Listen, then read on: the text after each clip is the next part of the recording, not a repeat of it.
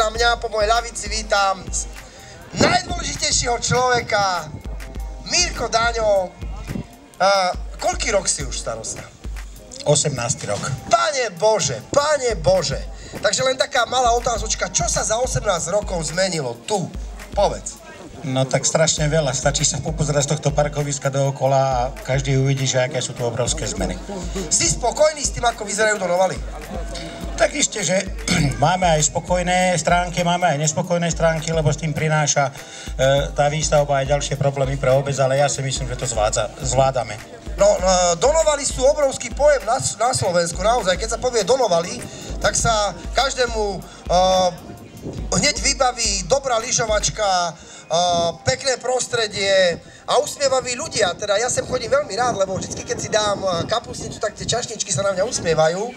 Povedz mi ty, čo je ako do toho takého ďalšieho obdobia, čo je váš zámer, čo chcete najbližšie priniesť pre turistov, pre občanov, pre Slovákov, tu na Donovali?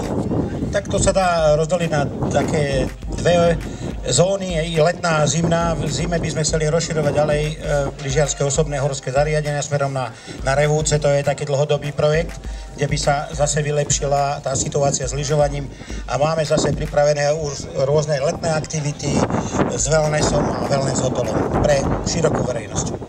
Dobre, tak otvorme slávnostne dnešnú akciu.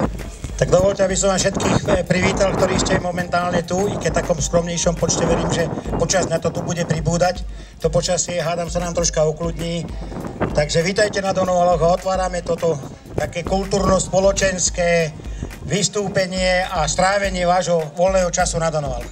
Ďakujem. Na klopačky klopajú, už haviari stávajú, a skánci do bany farajú, a skánci do bany farajú. I moji tovarišia toto klopania slyšia, počkajte, že ma prášok tovarišia, počkajte, že ma prášok tovarišia. I ty vyberaj tári, Gutmani grad filiari, farajú tak ako tí haviari, farajú tak ako tí haviari. A keď sa ja pomodlím, robotu si predložím, všetko to taškou puckou prezrobím, všetko to taškou puckou prezrobím. Keď tu odbavíme, potom sa napijeme, zaplatíme, keď von dostaneme, zaplatíme, keď von dostaneme.